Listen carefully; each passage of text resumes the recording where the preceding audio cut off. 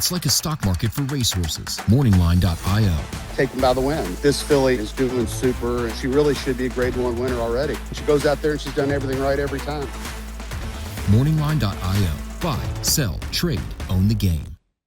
Hi, everyone. David Aragona and Mike Beer here taking a look back at Belmont Stakes Week up at Saratoga. Obviously, we're going to spend some time recapping the major race, the feature, the Belmont Stakes, the final jewel of the Triple Crown. But as often is the case with this Belmont Stakes Racing Festival, so much great racing going on and all slew of divisions, from the 3-year-olds right on up to the older horses on dirt and turf. So we're going to take a look at some of the highlights from the Racing Festival beyond the Belmont Stakes later in this video. But let's start our conversation by talking about that final jewel of the Triple Crown, run at 1.25 miles at Saratoga this year, Mike. And it's kind of interesting. Like we talked about handicapping this race, it was basically a rematch of the Kentucky Derby. 5 horses coming out of that race. There were things to like or dislike about all of them. The one, though, that was probably getting the least respect of all was the winner of the Kentucky Derby, Golden Tempo. And Mike, I'm not sure that he's not going to be getting much respect moving forward. Yeah, I think those days are over. Yeah, listen, the narrative out of the Derby was, he was way outrun and, he had the perfect setup in that race. And he took advantage a little bit. He was a very big price that day. He wasn't going to be a price on Saturday. I don't know. He was last again, as we'll see here in a minute, David, in the Belmont Stakes. But I'll tell you what, there weren't that many points at this race where it didn't look like he was going to run. He ran very, very well on Saturday. Yeah, Golden Tempo was the winner of this Belmont Stakes, following up his Kentucky Derby victory. Not quite as big a price as he was on the Kentucky Derby, but still 6-1 in the Belmont Stakes. I guess that was generous if you were backing the Kentucky Derby winner and believed he could do it again. As Mike said, there's some things to talk about with the trip, so let's just get right to it. Let's take a look at the entire replay of this Belmont Stakes beginning at the start. Not too much to notice at the beginning, Mike. The number 8 Emerging Market does stumble out of the starting gate. I'm not sure how much that really affected him, but that was really the only issue a horse had coming out of the gate here, Mike. And really, when you watch this entire race, there aren't too many tough luck stories when you watch the trips of the various contenders. I didn't think there were either. I mean, I think it just felt like a really truly run race here. I don't think you're going to make a bunch of excuses. Actually, I guess if you wanted the one horse that's going to have a little bit of trouble during the run, it's the longest shot on the board, Petruvian Man. Mm-hmm. It didn't really matter. He wasn't good enough to go with these horses, but he gets some spots of trouble here. But look at Golden Tempo, David. I mean, he got out a bit at the start of this race, but he recovered, pretty quickly. He's last again, but this is totally different than the Derby, man. He's not outrun. He is traveling very comfortably, keeping up with this field at the back of the packet. He's always in a really, really good position in this race. And when they make their move around the final turn, he finishes best of all at the end of this race. Yeah, and you're watching different angles of this video, Mike. I mean, you could see Jose Ortiz, he's asking Golden Tempo to stay in contact with the rest of the field at the back of the pack. And the same thing goes for Commandment. He was having to be nickeled along out a little bit coming past the half-mile pole too. And watching this race unfold, seeing how the fractions were coming up on the screen and knowing how fast the track was playing all day, I was getting a little worried that, the eventual top 2 finishers were a little bit too far back. But as we see coming around the far turn, some of these horses in front, I think they proved, Mike, they didn't really want the distance because those that had the stamina were those that stayed on and had the best results at the end. And of course, one of those was Golden Tempo. You can see him moving up between horses here on the far turn. And once he gets rolling, Mike, he's just a horse that doesn't stop. I mean, it's like, he gets that momentum built and it just keeps finding and finding more. There is that moment right here at the top of the stretch where he kind of has to push Commandment out of the way to make sure that he's got that open running lane ahead of him. But once he does, Mike, from here on out, he was going to be awfully tough to beat, knowing the stamina that he possesses. Yeah, and that's Renegade right to their inside. He's trying to finish with these 2 horses and he just can't do it. But you're right. I mean, these 2 horses that wind up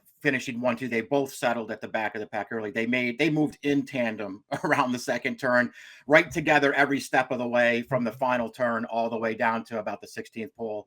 And that's when, Golden Tempo really asserted himself with the best finish. These 2 horses they both ran very, very well in this race. And it was a real stretch battle for them. But Golden Tempo has more stamina. It felt like if this was the real Belmont Stakes and it was 1.5 miles, he was going to win by more. This horse he was always good, by the way. And, you and I maybe didn't give him enough credit for his Derby win. This horse has been good from day one. And this is clearly the best race he's ever run, in my opinion.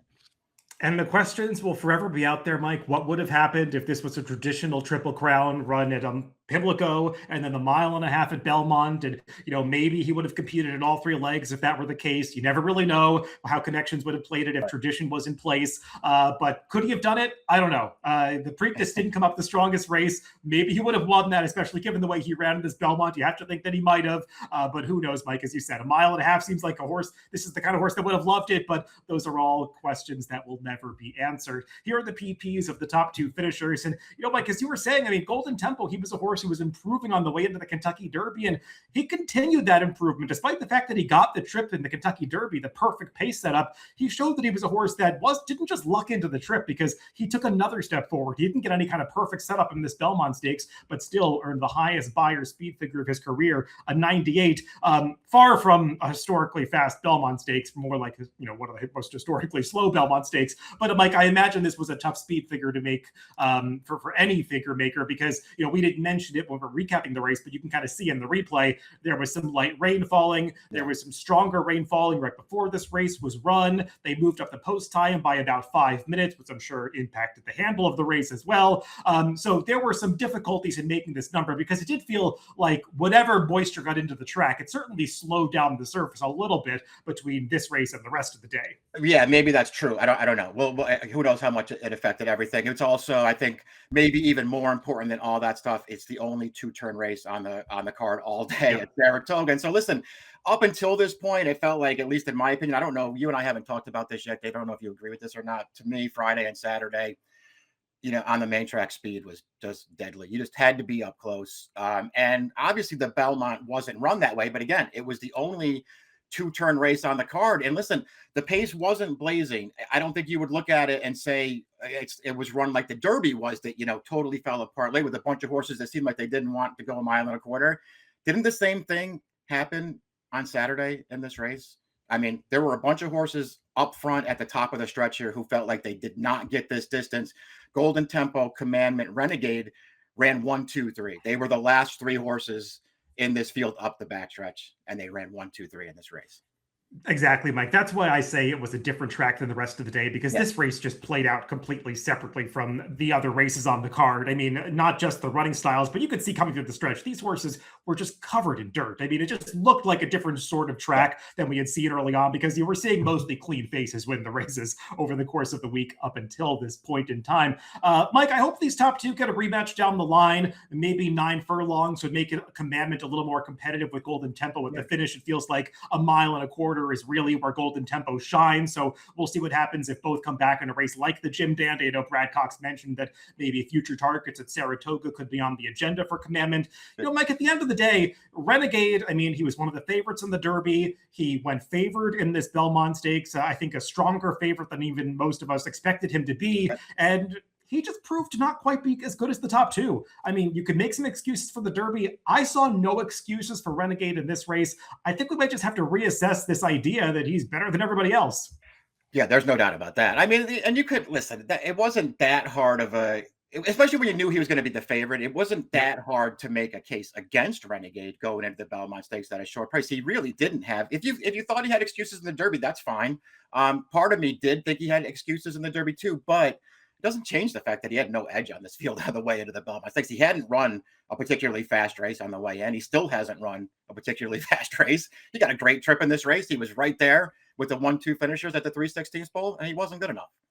Mike, one more horse that I want to ask you about before we move on to some other racing is the 4th place finisher, Chief Wallaby, because when I was watching this race unfold in real time, Mike, I was thinking, oh, Chief Wallaby's in the best spot of any horse in this race. He was, like he always does, he was traveling so strongly in the middle portion of the race. Junior Alvarado moved him out to the center of the racetrack to get some daylight in front of him about the 3/8 pole. It looked like he had a ton of horse, and kind of like we saw in the Derby, but even more pronounced here, when he got set down to the top of the stretch, there was just nothing there. So I kind of wonder what you would do if you owned a horse like this moving forward. Well, I mean, I guess the good news for them is they don't even have to think about 1.25 miles again for a while. I guess we'll see what he does. If they want to keep him in these big races for the 3-year-olds, and I guess they probably will, it's 9 furlongs, and we'll see how much he can improve through the summer. And then they can think about the Breeders' Cup Classic. This doesn't look like a horse who wants to go that far to me, at least at this stage of the game. He's really good, though. I mean, I love his running style. I love how handy he is. I love the trips that he gets in his races. But listen, he took this race over at the top of the stretch. He just had no extra from outside the 8th pole. You could tell he wasn't going to see it out. If he were mine, I'd be pointing to the Amsterdam and seeing if he can become a top-level sprinter, though the presence of another horse in that division might deter them from taking on that route to point to the Jerkins. We'll get to that in just a little bit, and let's move on to some other discussion of major racing from both the Friday and Saturday cards of this Belmont Stakes Racing Festival. We're going to look at 3 races from Friday because they were 3 standout performances, or I should say standout battles on the racetrack that day, and we'll begin with one of those battles, one of the closest finishes of the entire weekend. That was the Bed of Roses, which took place pretty early on the Friday card of this Saratoga week. Let's take a look at the stretch run of this race as Grand Job comes into the stretch, leading the way, but Ways and Means, the Saratoga lover, the defending champion in this Bed of Roses, she was breathing down her neck, and boy, Mike, tough for Grand Job to get beat just like this twice in a row because it happened in the Madison, but she leads until the final steps. But Ways and Means, she just has that nose for the wire at Saratoga. Couple of brutal beats, you're right, for Grand Job. She's run really well in her last 2 starts, and she really doesn't have that much to show for it, unfortunately. That's a tough one right there. She ran great in this race. It's a very fast race too, by the way, 107 for Ways and Means, getting the job done. And listen, I'm gonna give Ways and Means, all the credit that she deserves for winning this thing. I don't know if you agree with that, David, but I'll tell you what. Grand Job ran great in here. It looked like she had turned Ways and Means away about the 16th ball. I was like, she's not gonna get her. Good job, Grand Job holding her off. Ways and Means refused to lose this race.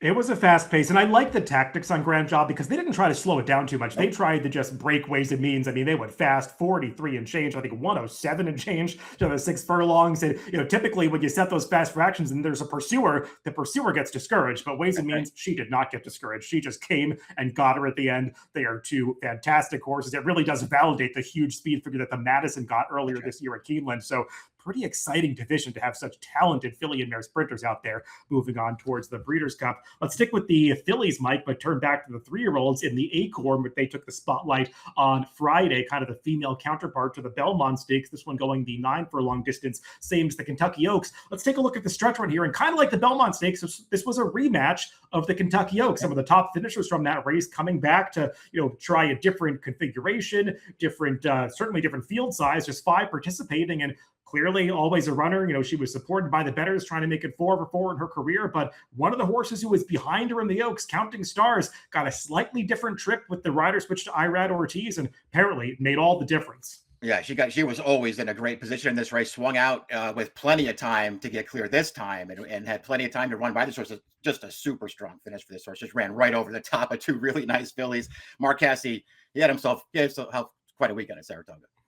He really did some big performances from the Casse barn over the weekend. And Mike, coming out of the Kentucky Oaks, it looked like this 3-year-old filly division was going to get a lot less interesting moving on towards the rest of the year if Always a Runner was just going to keep dominating these races. But now with Counting Stars emerging and saying, hey, I'm just as good as you, if not better, based on this performance, creates more of a rivalry moving on to some of these big races later in the summer, because I imagine they're both going to take the Saratoga route, through the summertime to races like the CCI Oaks or the Alabama. Maybe Mark Casse will run in both. Mark loves to run his horses. We love that about him. So it's going to be interesting to see these 2 meeting up again in the future, because based on the evidence of these 2 races, I don't know how you feel, Mike. I'm not sure which one is better at this point. I don't know. They obviously just leveled the playing field there. Did Counting Stars. She still has those 2 just baffling performances on her card where she was a no-show. But other than that, she's been super in all of her other races.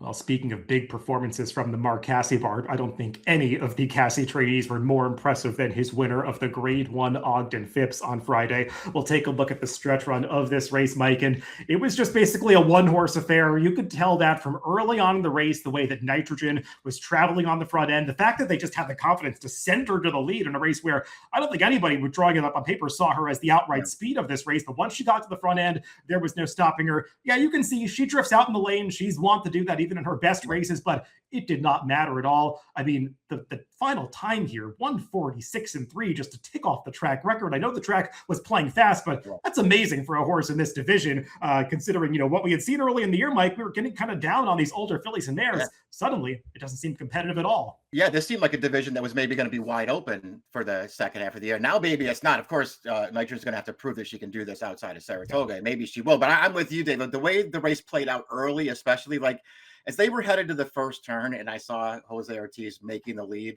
with Nitrogen, my first thought was, this field might be in trouble behind her. And they were. And the other thing that I just want to say about this race too is because she was so good and she just never gave anybody a chance. thought fully subscribed. She wound up that 80 per second. She ran well in this race, man. She tried really, really, really hard, and there was just nothing that she could do. No, I think she got a pretty respectable speed figure for her, finishing behind Nitrogen, one of the best numbers of her career. But I mean, nobody was getting close to the favorite on this day, Mike. I know Mark Cassidy has watched some of our videos in the past because he's made comments about them, and he made some post-race quotes saying, I think some racing analysts should stop clamoring for her to get back on turf after this because she kind of proved she's best on dirt, and I can't disagree with Mark I will withhold judgment on that one, but that's a discussion for another day. Mike's going to hold on to that opinion. I think I'm going to abandon it after this, but certainly on the Saratoga dirt, she is pretty tough to beat. We'll see. Mark Cassidy, I mean, he's a gamer. He'll try a race like the Whitney against Males if she's doing well. I don't know. I mean, I know you might laugh, Mike, but yeah, based on that performance, she could fit against those horses, at least at this venue. We'll see. Certainly exciting to see where Nitrogen is going to go next. Let's move on to the Saturday racing. There's plenty of turf racing we can cover. I'm not going to show any of those videos, Mike, because we can't recap all the stakes races. We're trying to keep this brief. There were two just standout performances on the dirt, aside from the Belmont Stakes, that we should cover. One of those, obviously, from the 3-year-old Englishman winning the Woody Stevens. We'll take a look at the stretch run of this race, Mike. And, some people expected him to do this in the Pat Day Mile at Churchill Downs, and I think there was some disappointment when it really wasn't close with crude velocity that day. But I don't know what it was, just benefiting from facing that good horse or the slight turn back in distance. But whatever happened between then and now, this was a different version of Englishman than we saw at Churchill Downs. This is crazy. I mean, the first two starts of his career sort of felt like he was maybe this kind of a horse. And maybe he got too far down on him when crude velocity handled him at Churchill Downs. But man, did he make amends in a big way here. This was an unbelievable performance. And it's not like crude velocity didn't run in this race. I mean, he broke a little slowly from the gate like he wants to do, but he got himself into position. And it felt like as they were coming off the turn there, he was ready to make his run here to turn this into a horse race, and Englishman just gave him no chance to do it. It was tied for the fastest 7 furlongs ever run at Saratoga, going all the way back to 1978 to tie that track record, 1:20 and 2/5 seconds. There have been some really good horses to compete in this race or major 7 furlong grade ones at Saratoga over the years, Mike. So that's impressive. 1:15 Beyer speed figure. It's going to be really interesting to see if this horse can back this up, because as you said, Mike, the track profile definitely was in his favor. How much did it help him on this day achieve that historically high number, fast time? It remains to be seen. I don't think we should just be glossing over this stuff, David. I mean, Nitrogen, we just talked about her race. She ran a super fast race. This horse ran a super fast race. This track was on fire for 2 days. Everybody, they were yielding very fast times. If you got forward in your races, you were going to be really, really hard to beat. I'm not saying that Englishman isn't like a super nice horse. I'm not saying Nitrogen isn't a super nice horse, but let's see these horses run back again before we start anointing all these track records. Nobody's run that fast in 100 years, whatever. Temper your enthusiasm at least a little bit.